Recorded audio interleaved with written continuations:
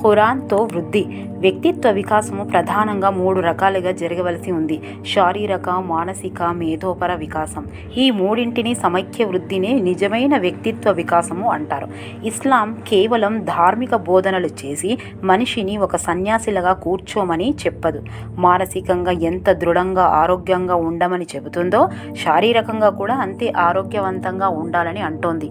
శరీరం ఆరోగ్యంగా లేకపోతే మనిషి మానసికంగా బలహీనుడవుతాడు. బలహీనమైన విశ్వాసి కన్నా బలమైన విశ్వాసియే అల్లాకు ప్రియమైనవాడు అని ఇస్లాం అంటోంది. రంజాన్ ఉపవాసాలు మనిషి శరీరంలోని అన్ని వ్యవస్థలను పరిశుభ్రపరిచి ఆరోగ్య వృద్ధిని కలిగిస్తాయి. నేటి ఆధునిక కాలంలో గొప్ప గొప్ప వైద్యులు ఆరోగ్యం కోసం అప్పుడప్పుడు ఉపవాసాలు పాటించాలని సూచిస్తున్నారు.